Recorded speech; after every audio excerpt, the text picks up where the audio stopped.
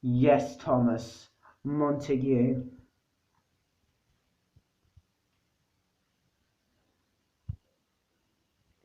He was cocky, gloating, bantering, too big for his own wheels and always showing off. Loudmouth, disgusting, rude language.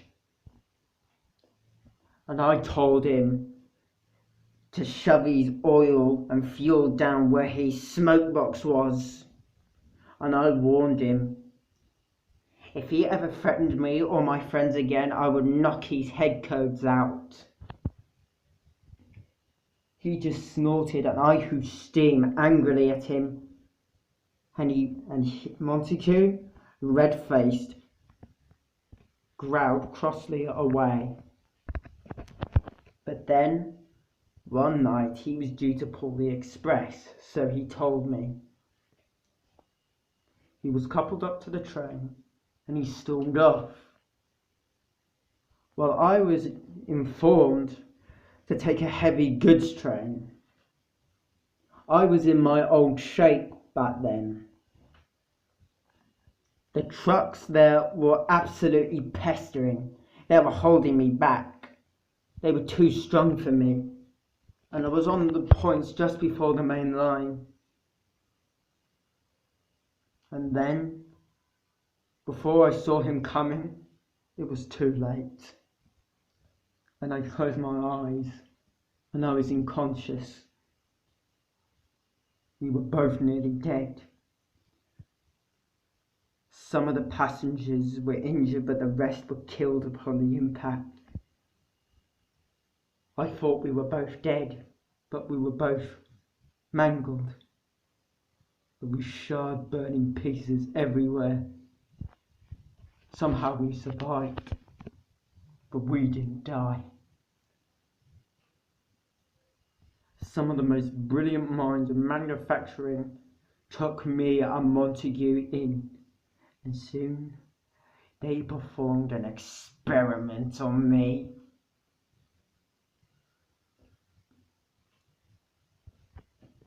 And do you ever realize why I was so strong, Thomas? The builders took a part of Montague's engine from his body and planted it in mine. And soon I was painted into my Sodor livery, as you can see for yourself now. And then Montague was taken out of that diesel body, and he was in Duck's. Duck wasn't even created back then.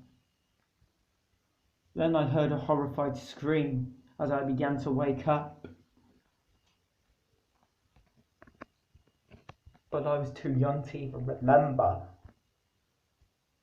And I was sent away to Sodor to work as a sanctuary for surviving steam engines, such as myself, due to my brothers and sisters being scrapped.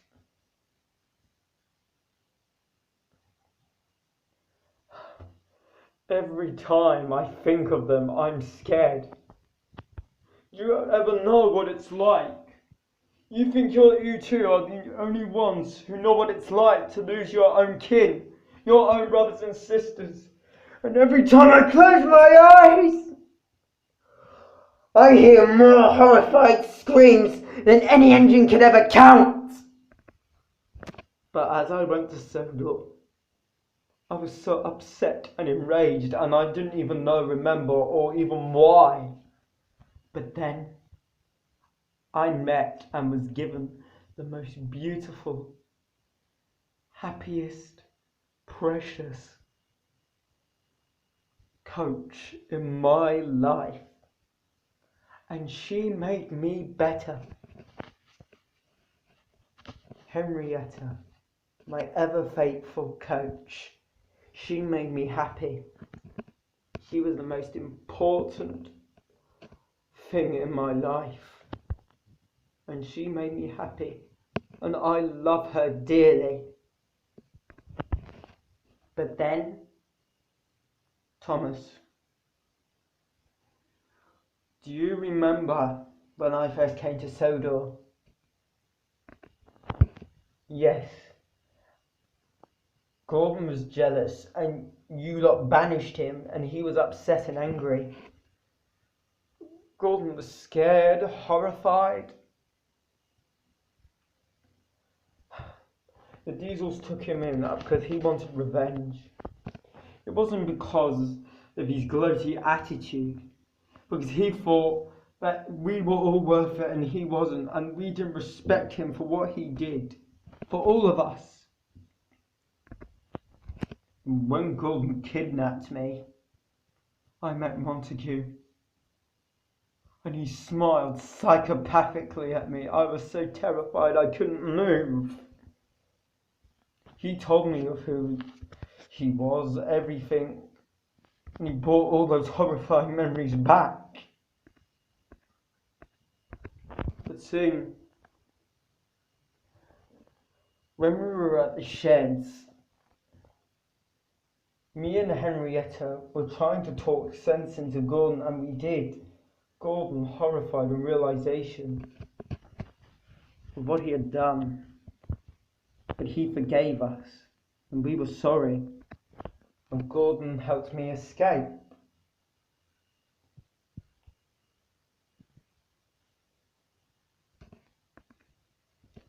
Oh, you are a moron, Timothy.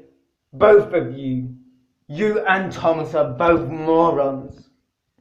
You have known what it's like to be scared and angry and facing the fate of life and death.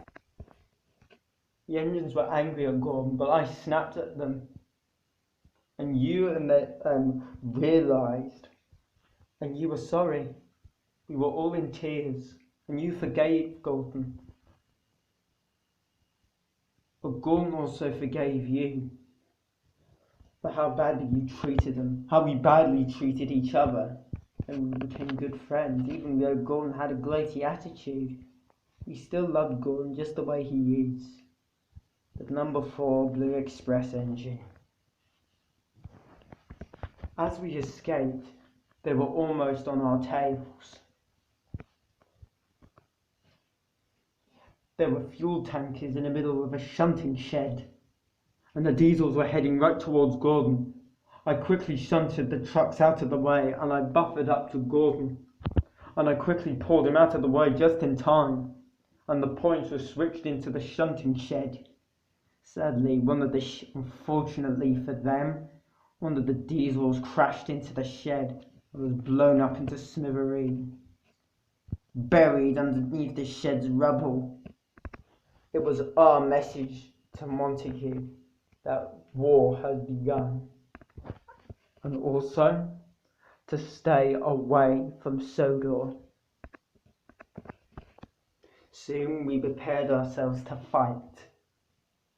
Diesels and the steam engines were off the track. Montague and Atherton were trying to escape, but me and Thomas and Percy chased after him. But they were going to escape, and James and Edward and the other engines, along with Edward and Gordon, were trying to hold all the Diesels back because they were too strong. So I told Thomas and Percy to head over there and to help them. And they did. They asked me what about me? And I told them, Montague is mine. And they told me not to because he would kill me. And I told them not to worry. I'll be fine. Trust me, I said to them. And they quickly went over to help the other engines while I, angrily and outraged, as Duck and Atherton kidnapped Henrietta, and I was more angrier than ever. And I went faster and faster, more faster than I ever went before. And soon I caught up with them, and I had them cornered. Unfortunately for me, they were on a side. I cornered them on the side of a cliff. And underneath, at the bottom, was a deep blue ocean. I went closer with an angry look on my face.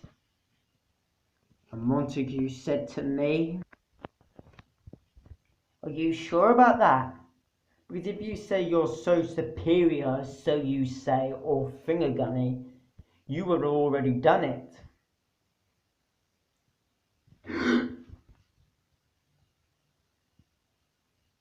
Alright, I'll give you back your engine, please. Don't hurt her. I'm begging you.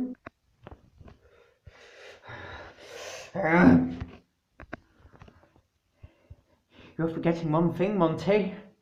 I'm only part diesel, because no steam engine or diesel light could do this.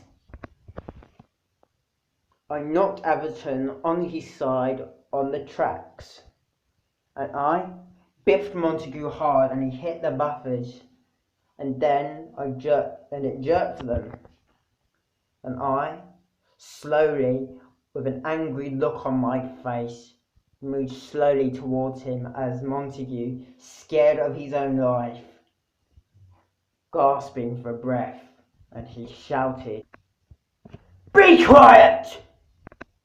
"No, they won't!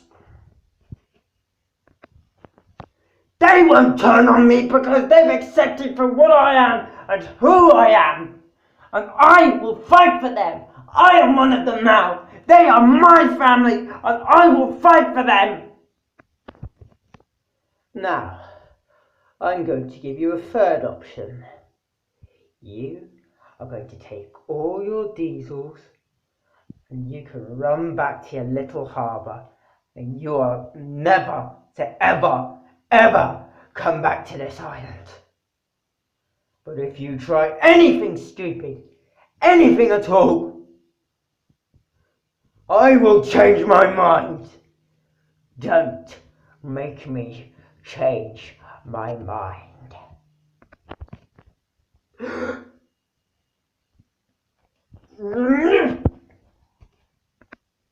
Then Montague was about to kill me.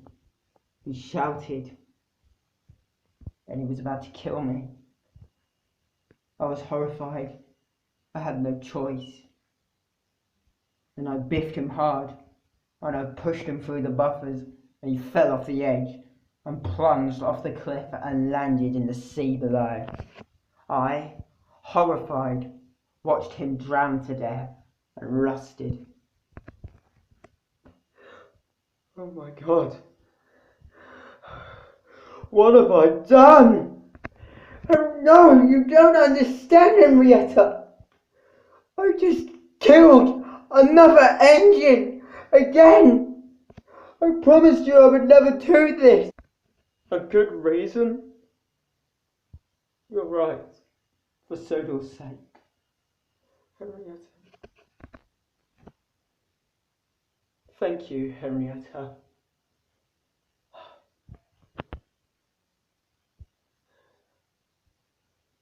Please, forgive me, Henrietta. You mean it, but after what I did, And then I came back. Luckily, Edward was still on the rails while you and the other diesels were on your sides. You got the breakdown cranes and we lifted you back up. You were sent to the steamworks along with the diesels, and we formed an alliance, and we have been great friends ever since.